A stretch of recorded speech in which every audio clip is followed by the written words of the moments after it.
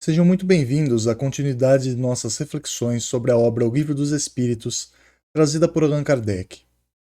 Seguiremos a partir de onde paramos no vídeo anterior.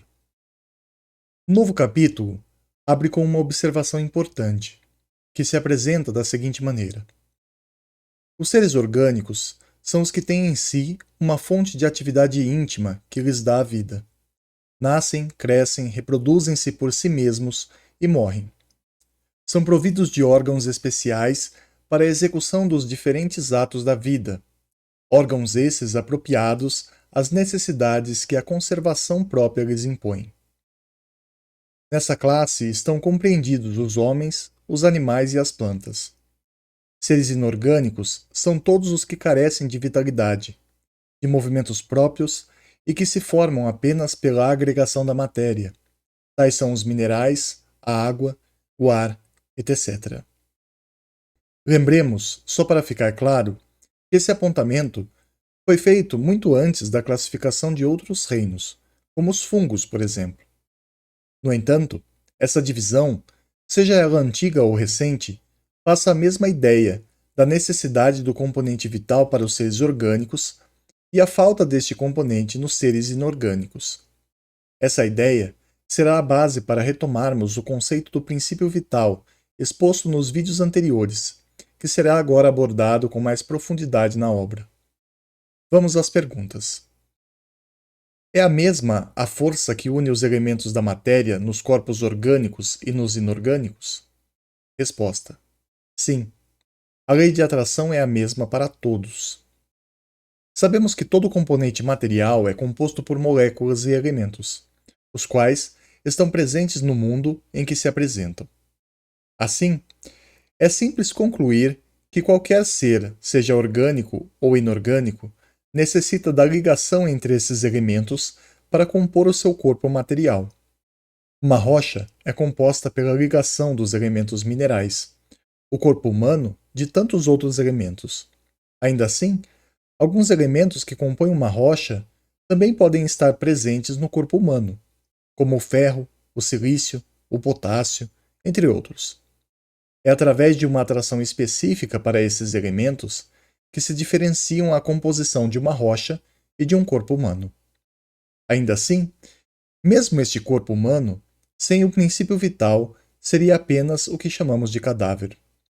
Eis a ideia que também dará sentido aos próximos itens. Sigamos. A diferença entre a matéria dos corpos orgânicos e a dos inorgânicos? Resposta: a matéria é sempre a mesma, porém nos corpos orgânicos está animalizada. Afirmação que explica objetivamente o que foi falado logo antes. Vamos em frente. Qual a causa da animalização da matéria? Resposta: sua união com o princípio vital. Aqui vemos o destaque para o termo princípio vital, que será melhor discutido adiante. No entanto, já começamos a nos questionar sobre o que ele é e como funciona, de onde veio e para onde vai. Talvez não seja possível, como já discutimos anteriormente, compreender exatamente como ele começou a existir, mas podemos observar e notar a sua influência nos seres orgânicos a todo momento, pelo simples fato de que ora algo está animado e noutra pode estar desprovido de vitalidade, morto se preferir. Isso está ligado ao princípio vital. Vamos ver o que mais se fala nesta obra sobre esse princípio. O princípio vital reside em algum agente particular ou é simplesmente uma propriedade da matéria organizada? Numa palavra, é efeito ou causa? Uma e outra coisa. A vida é um efeito devido à ação de um agente sobre a matéria. Esse agente, sem a matéria, não é vida. Do mesmo modo que a matéria não pode viver sem esse agente. Ele dá a vida a todos os seres que o absorvem e assimilam. Esta explicação aparenta ser complexa, mas na realidade é bem simples. O princípio vital é uma derivação do fluido cósmico universal, o qual, como vimos, origina as variações da matéria. A partir desta variação, surge esse elemento, que dá vitalidade aos corpos inanimados, ou seja, sem a presença dele, não há vida. Assim, um corpo sem princípio vital é um cadáver. mas com o princípio vital, é um ser vivo, cujo espírito pode vir a habitar. Esse princípio existe além da sua união com os corpos materiais, mas só cumpre a sua função e tem sentido em ser o que se é quando está ligado à matéria. Da mesma forma, o espírito é sempre espírito, esteja ele encarnado ou desencarnado. Ainda assim, a sua manifestação é diferente quando ligado ou desligado do corpo físico. Enfim, vamos adiante. Vimos que o espírito e a matéria são dois elementos constitutivos do universo. O princípio vital será um terceiro? É, sem dúvida, um dos elementos necessários à constituição do universo, mas que também tem sua origem na matéria universal modificada. É, para vós, um elemento, como o oxigênio e o hidrogênio, que, entretanto, não são elementos primitivos, pois que tudo isso deriva de um só princípio. Eis o destaque para o que acabamos de falar sobre o princípio vital ser uma variação do fluido cósmico universal, e, por consequência, uma variação da matéria. Parece resultar daí que a vitalidade não tem seu princípio num agente primitivo distinto, e sim numa propriedade especial da matéria universal devido a certas modificações. Isto é consequência do que dissemos. Nessa ideia reside o fato de que corpo material e princípio vital surgem do mesmo ponto de origem, a fim de fornecerem os meios para que o espírito venha a habitar a matéria.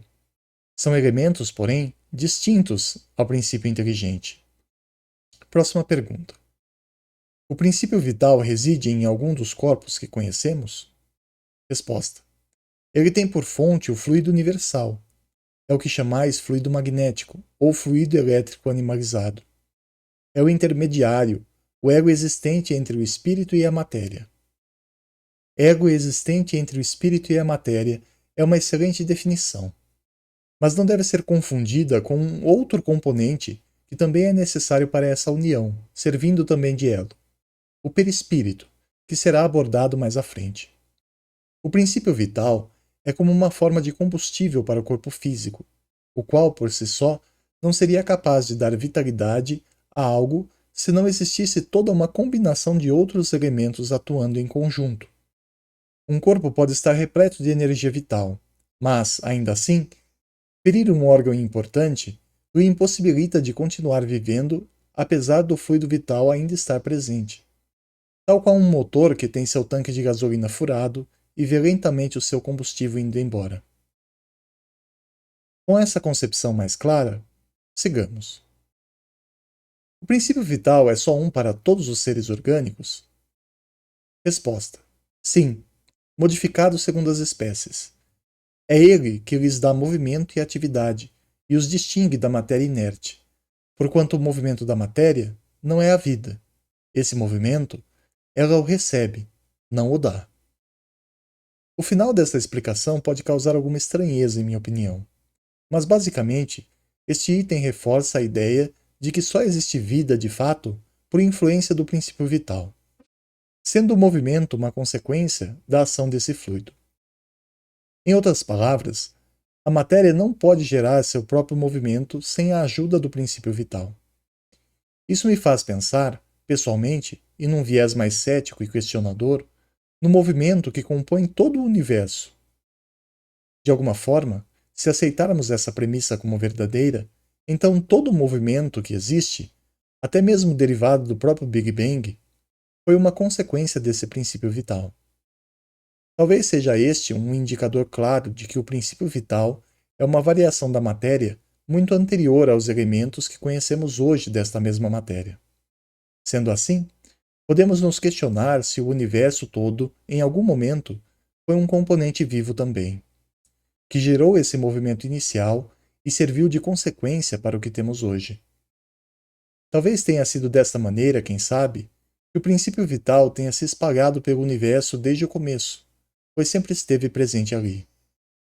Estas são, porém, apenas hipóteses e suposições pessoais, mas que nos fazem pensar mais profundamente sobre o assunto. Ainda assim, é importante entender que mesmo esse princípio vital também se modifica nas diversas espécies viventes, moldando-se conforme a necessidade para animar estes seres. Essa moldagem também converge para o fato que a composição dos elementos químicos dos corpos também é especial e distinta entre os seres vivos, dando as características especiais a cada um. Essa é a ideia principal da resposta a esta pergunta. Enfim, vamos para a nossa última questão de hoje. A vitalidade é atributo permanente do agente vital, ou se desenvolve tão só pelo funcionamento dos órgãos? Resposta: ela não se desenvolve senão com o corpo. Não dissemos que esse agente sem a matéria não é a vida? A união dos dois é necessária para produzir a vida. Resposta clara e objetiva. Fluido vital sem vida corpórea é como outro elemento no espaço, mas sem ter uma força atrativa que o faça executar a sua função. É como o oxigênio, que enquanto não se liga com duas moléculas de hidrogênio, não pode compor a água, nem efetuar as funções que da água se espera. Dessa forma, o fluido vital só pode exercer a vitalidade e se desenvolver quando estiver unido a um corpo que esteja apto a ser animado. Para finalizar, usaremos a continuidade desta questão, a qual resume tudo o que foi dito de forma clara e objetiva. Poder-se-á dizer que a vitalidade se acha em estado latente quando o agente vital não está unido ao corpo? Resposta: sim, é isso. O conjunto dos órgãos constitui uma espécie de mecanismo que recebe impulsão da atividade íntima, o princípio vital que entre eles existe. O princípio vital é a força motriz dos corpos orgânicos, ao mesmo tempo que o agente vital dá impulsão aos órgãos, a ação destes entretém e desenvolve a atividade daquele agente, quase como sucede com o atrito, que desenvolve o calor. A vida na matéria, então, pode ser entendida como uma forma de comunhão entre órgãos que compõem um corpo físico com o princípio vital que lhe dá o movimento, como um impulso elétrico que, utilizando o auxílio de outros mecanismos, faz o combustível dar vida ao motor. Nessa simplicidade, seguimos então para o final desta reflexão, na esperança de que tenhamos aprendido e reforçado conceitos importantes para o futuro do estudo desta obra, e também para revermos a existência de uma forma mais clara. Aguardamos, assim, ansiosos pelo que ainda virá. Se você gostou da continuidade deste estudo, então não deixe de se inscrever no canal e siga conosco os próximos vídeos sobre o assunto. Comente, compartilhe este vídeo, curta, deixe a sua opinião, pois a sua participação ajuda e muito para que o canal continue crescendo. Um grande abraço a todos e até a próxima. Paz e luz.